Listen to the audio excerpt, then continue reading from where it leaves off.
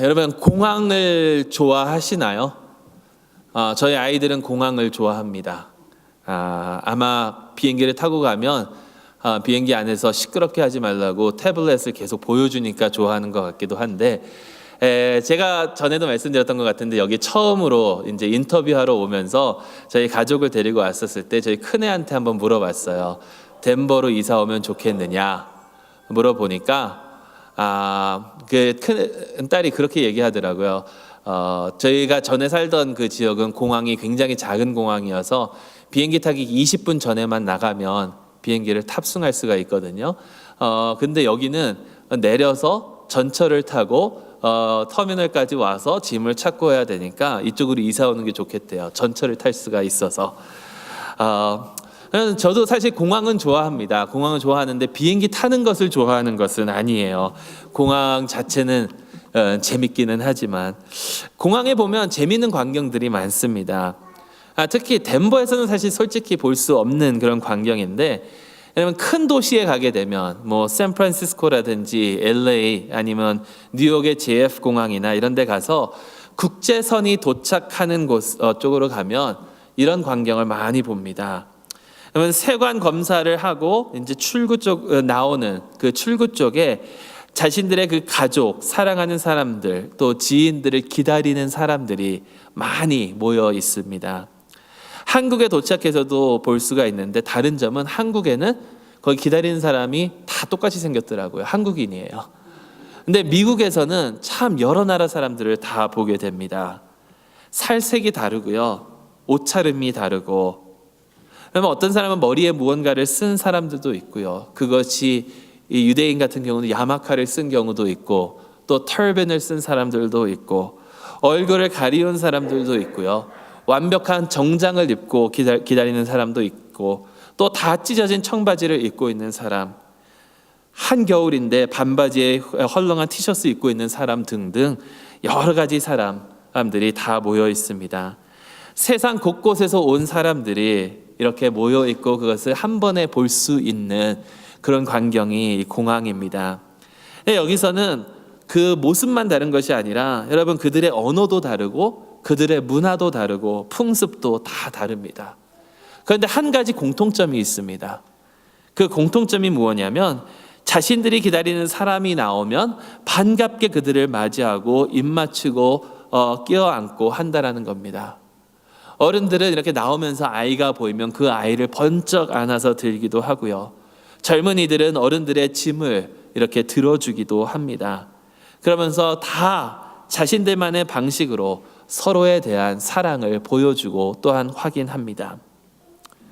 여러분 이러한 모습을 보면요, 이것이 바로 하나님 나라의 진정한 모습이 아닐까라는 그런 생각을 하게 됩니다.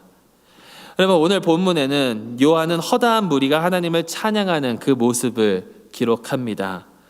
이 일 후에 내가 보니 각 나라와 족속과 백성과 방언에서 아무도 능히 셀 수 없는 큰 무리가 나와 흰 옷을 입고 손에 종려 가지를 들고 보좌 앞과 어린 양 앞에 서서 큰 소리로 외쳐 이르되 구원하심이 보좌에 앉으신 우리 하나님과 어린 양에게 있도다 하니, 모든 천사가 보좌와 장로들과 네 생물의 주위에 서 있다가 보좌 앞에 엎드려 얼굴을 대고 하나님께 경배하여 이르되 아멘. 찬송과 영광과 지혜와 감사와 존귀와 권능과 힘이 우리 하나님께 세세토록 있을지어다. 아멘 하더라. 여러분 풍습도 다르고 문화도 다르고 언어도 다르고 모습도 다른 이 세상의 모든 사람들이 함께 하나님을 찬양하고 어린 양 앞에 서서 그에게 경배드리는 이 모습, 이것이 바로 지금 요한이 표현하고 있는 천국의 모습입니다. 여러분 전에도 이런 말씀을 드린 적이 있는데요, 여러분 옆에 한번 봐주세요. 옆에 누가 앉아있나 앞뒤를 한번 봐주시고요. 여러분 혹시라도 소리내서 대답하지는 마시고요. 혹시라도 내가 별로 안 좋아하는 사람들이 있습니까? 좀 불편한 사람들이 있습니까? 물론 우리 가운데는 없으리라 믿습니다. 그런데 혹시라도 있다면 화해하고 지내시기 바랍니다. 왜냐하면 영원히 함께 지내야 할 사이거든요. 여러분, 우리 하나님은 이스라엘의 하나님만이 아니십니다. 우리 하나님, 또 우리만의 하나님이 아니십니다. 우리 하나님은 온 인류의 하나님이시고 천지를 창조하신 유일하신 신 하나님이십니다. 영광 받으시기에 합당하신 하나님께서는 이 세상의 모든 사람들과 또 이 세상의 모든 만물들을 통하여 영광 받으시기를 기뻐하시고 또 그 영광 받으실 날이 반드시 온다라는 것입니다. 근데 여러분, 우리는 이러한 것을 좀 불편하게 여길 때가 참 많습니다. 나랑 다르면 선뜻 다가가기가 쉽지 않습니다. 그리고 이민사회에서는 영어를 쓰다 보니까 영어 쓰는 사람 앞에 선뜻 다가가기가 쉽지 않고 그런 현장에서는 우선 겁을 먹고 들어갈 때가 너무나도 많습니다. 어떤 분이 이런 얘기를 하시더라고요. 여러분, 교회끼리, 한인 교회끼리 싸우고 다투게 만들려면 무엇을 같이 하면 되는지 아십니까? 한인 교회끼리 서로 싸우고 교회 안에서가 아니라 다른 교회와 같이 운동을 하면 되는데, 축구처럼 몸싸움이 있는 운동을 하게 되면 반드시 언성이 높아지고 싸우게 된다라는 거예요. 누가 깊숙이 태클을 들어온다든지 막 이렇게 되니까. 그런데 교회끼리 축구를 하면서도 싸우지 않게 하는 방법이 하나 있습니다. 다른 나라 심판을 두면 됩니다.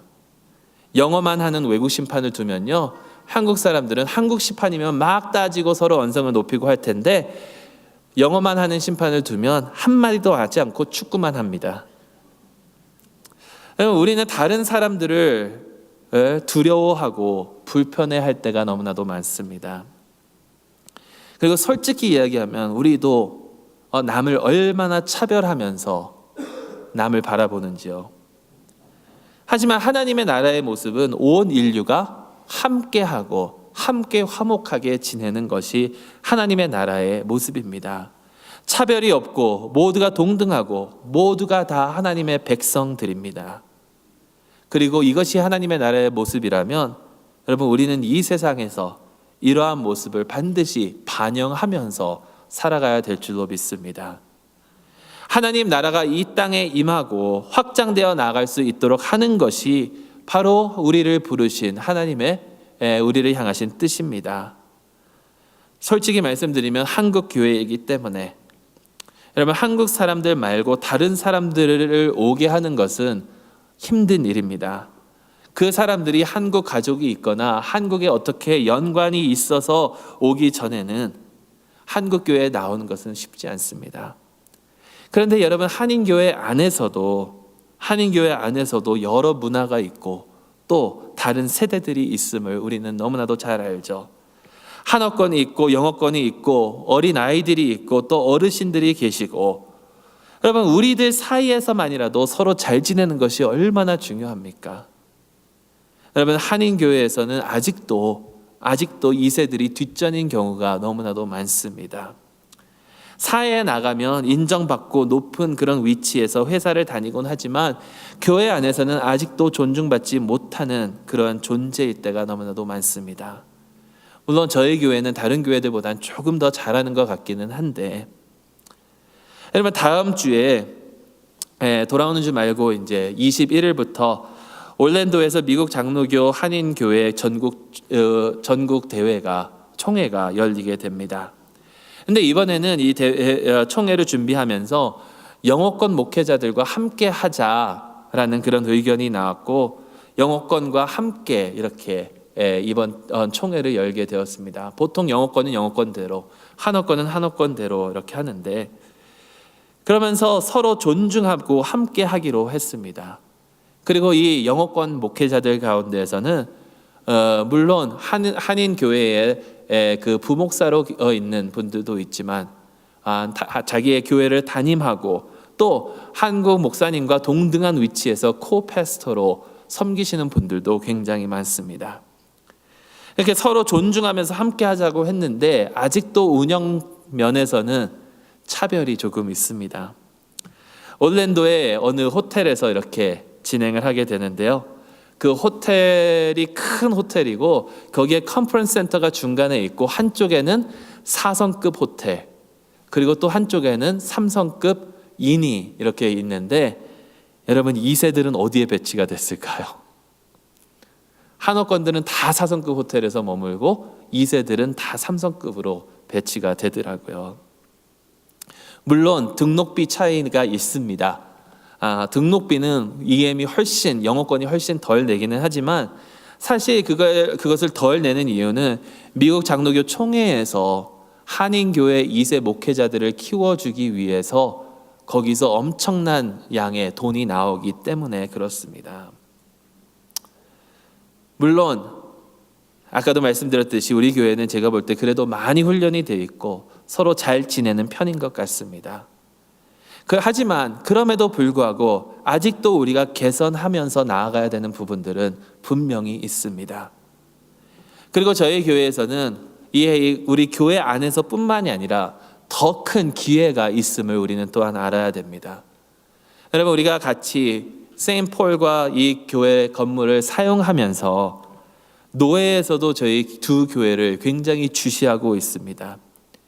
왜냐하면 이 다른 문화권에 있는 이 교회와 함께 더 깊은 관계를 유지하고 함께 동역하면서 나아간다면 얼마나 좋은 예를 다른 교회에게 남기겠습니까? 이 두 교회가 문화가 전혀 다른 이 두 교회가 함께 동역하면서 나아간다면 솔직히 말씀드리면 저희 쪽에서 오히려 더 많이 부족한 것을 저는 많이 느낍니다. 성탄 이브에 함께 예배를 드렸고 세종 목요일에도 함께 예배를 드렸는데 사실 저쪽 측에서 참여한 수가 그 예배 참여한 수의 거의 90% 이상을 이루고 있습니다. 물론 조금 불편할 수도 있습니다. 언어가 잘 안 통해서 그럴 수도 있습니다. 그런데 우리의 불편함을 조금 내려놓고 함께하고 같이 있는 것이 얼마나 중요한지 모릅니다.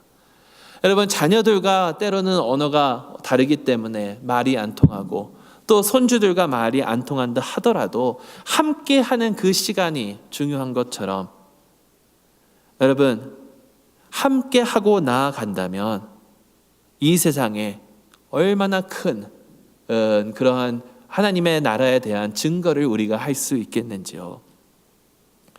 여러분 이 세상에는 아직도 차별이 너무나도 많습니다.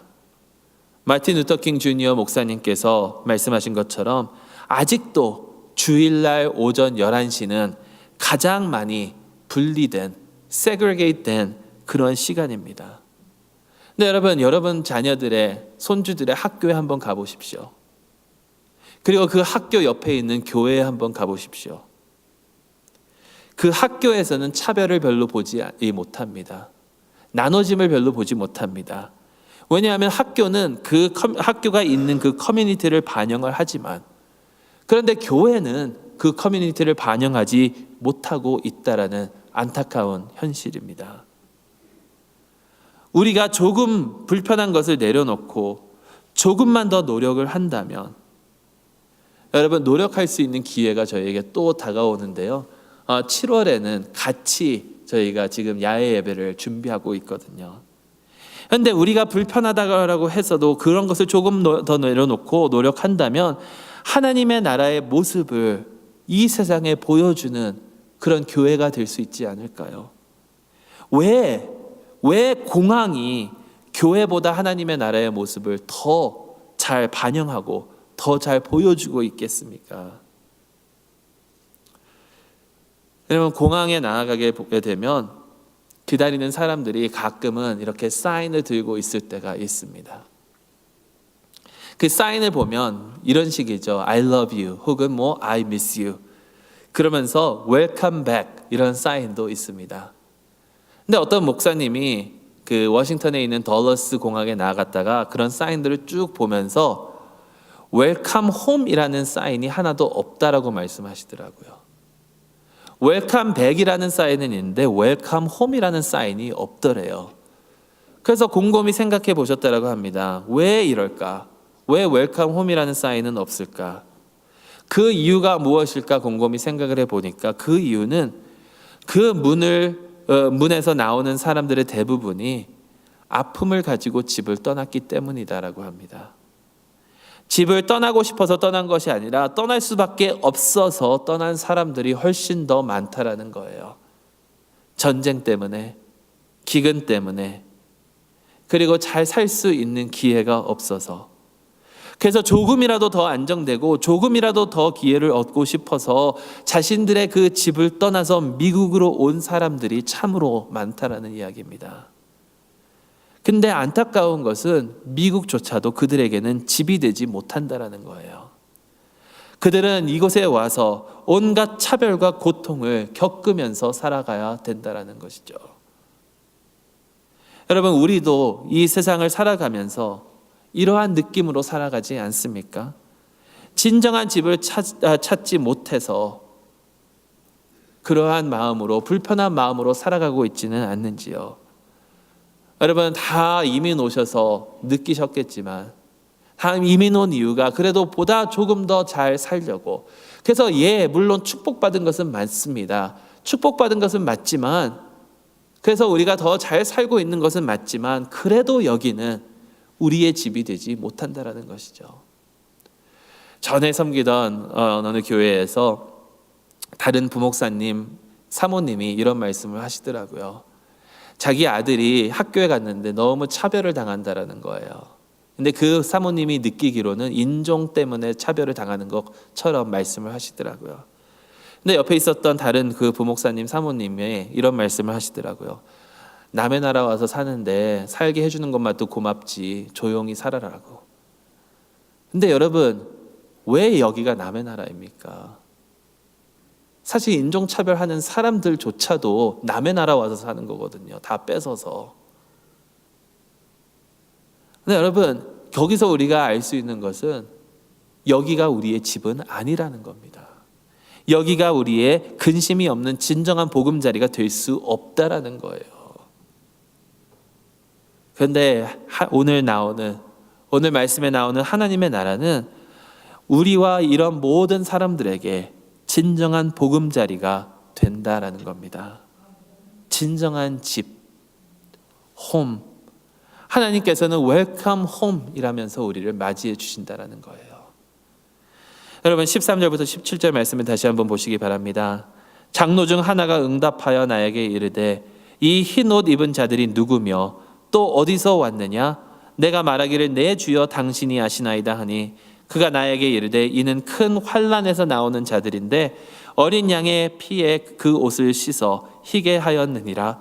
그러므로 그들이 하나님 보좌 앞에 있고 또 그의 성전에서 밤낮 하나님을 섬김에 보좌에 앉으신 이가 그들 위에 장막을 치시리니 그들이 다시는 줄이지도 아니하며 목마르지도 아니하고 해나 아무 뜨거운 가운데 상하지도 아니하리니 이는 보좌 가운데 계신 어린 양이 그들의 목자가 되사 생명수 샘으로 인도하시고 하나님께서 그들의 눈에서 모든 눈물을 씻어주실 것임이라. 여러분, 계시록에 큰 환난이라는 단어가 나오면 우리는 종말론의 7년 대환난을 많이 생각할 때가 많습니다. 근데 말씀드렸지만 이 계시록은요, 미래에 대한 계시가 주가 아니라 예수 그리스도에 대한 계시가 주입니다. 예수 그리스도에 대한 계시가 주이고 여기에 나오는 그 환난은 믿는 자들이 겪는 그 모든 환난을 의미하고 있어요. 모든 세대 때 온 교회들은 환난을 겪고 왔습니다. 그러한 환난 가운데에서 그들을 구해 주시고 그들에게 처소를 마련해 주시고 그들에게 목마르지도 줄이지도 아니하게 하여 주시고 그들을 해롭게 하지 아니하여 주시고 그들의 눈물을 닦아 주시는 그런 하나님의 나라. 하나님께서 우리를 지켜주시고 눈에서 모든 눈물을 씻어주시고 그 무엇도 우리를 상하게 할 수 없는 그러한 나라. 여러분, 오직 하나님만을 찬양하고 모든 염려와 걱정과 근심이 없는 그런 나라, 이것이 바로 하나님의 나라이고 이 나라를 위해서 우리는 살아야 된다는 겁니다. 이 나라를 선포하면서 나아가야 된다는 것입니다. 이 나라가, 이 하나님의 나라가 이 땅에 임하도록 힘써 노력하며 나아가야 된다는 거예요. 여러분, 이 세상은 이러한 힘을 우리에게 줄 수 없습니다. 오직 예수 그리스도만이, 하나님의 어린 양께서만이 우리에게 주실 수 있는 것입니다. 오늘은 어머니 날이기도 하지만 교회력으로 보면 부활절 넷째 주일입니다. 여러분, 우리가 이러한 하나님의 나라의 소망을 가질 수 있는 그 이유는 바로 예수 그리스도의 부활의 능력 때문입니다. 예수 그리스도의 부활로 말미암아 새 생명의 소망이 우리에게 주어졌다라는 거예요. 죽음에서 삶으로. 오늘 저에게 주신 이 본문 말고 또 오늘의 이제 해당하는 다른 본문 중에 사도행전 9장 36절에서 43절 말씀이 있습니다. 거기에는 다비다 혹은 헬라어로 도르가라는 여인의 이야기가 나옵니다. 이 여인은 구제를 많이 하던 그런 여인인데 병으로 죽었습니다. 그의 죽음으로 인하여 그의 도움을 많이 받고 살았던 많은 과부들이 슬픔에 잠겼는데 베드로가 그를 위하여 기도하였고 그가 다시 살아나게 된 그 역사입니다. 예수님께서 나사로를 다시 살리신 것처럼 여러분, 죽음에서 삶으로 이어지는 이 부활의 역사, 슬픔에서 기쁨으로, 걱정에서 찬양으로 이어지는 이것이 바로 하나님 나라의 소망입니다. 오직 예수 그리스도의 부활과 권능으로 우리에게 주시는 이 하나님의 나라의 소망, 여러분, 우리는 이 나라를 소망하며 살아가야 될 줄로 믿습니다. 그렇다면 이 나라를 위해서 살아가는 그 모습은 과연 어떠한 모습일까요? 여러분, 우리가 무엇을 해야 할까요? 그것은 여러분들이 여러분의 삶 속에서 하나님께서 주신 그 여러분의 환경 속에서 찾아가며 살아가야 되실 줄로 믿습니다. 그렇지만 이 말씀 한 가지만 더 드리겠습니다. 지난주 콜로라도는 또 하나의 비극을 맞이했습니다. 그리고 수요일 날 오신 분들은 들으셨겠지만 수요일 날 말씀드린 것처럼 이 비극에 비극을 더하는 일이 실제로 발생하였습니다. 제 수요일 날 정치인들은 자신들의 목적을 이루기에 이 비극을 반드시 사용할 거라고 말씀드렸잖아요. 실제로 정치인들이 그 죽은 학생을 위하는 그 집회에서 정치적인 발언으로 자신들의 그런 입장을 말하기 시작했습니다. 그런 일이 일어나자 학생들은 다 같이 그 자리에서 일어나서 그 집회 자리를 박차고 나갔습니다. 우리는 당신들의 도구로 사용되지 않겠다라고 하면서, 그리고 그 파킹랏에 모여서 다시 그 죽은 학생을 추도하고 또 다시 나중에 모여서 집회를 이어갔다라고 합니다. 여러분, 이렇게 비극을 맞이하고 눈물 흘리는 자들을 위해서 우리는 과연 무엇을 해야 할까요? 첫째로 우리는 함께 눈물을 흘리고 함께 애도해야 합니다. 함께 그들의 슬픔을 공감하고 함께 그들의 옆에서 눈물을 흘리고 있어야 한다는 거예요. 그리고 오직 주님만이 우리의 소망이시요 하나님의 나라만이 이 모든 고통과 슬픔과 절망에서 우리를 위로하고 소망을 가질 수 있도록 하는 나라임을 선포하며 나아가야 될 것입니다. 유일한 소망의 나라, 슬픔과 걱정과 근심이 없이 오직 만유의 주이신 하나님을 찬양하는 그런 나라, 온 인류가 함께 주님을 찬양하는 그러한 나라, 이 나라가 우리 가운데 임하고 이 나라를 선포하며 나아갈 수 있기를 주님의 이름으로 축원합니다. 기도하겠습니다.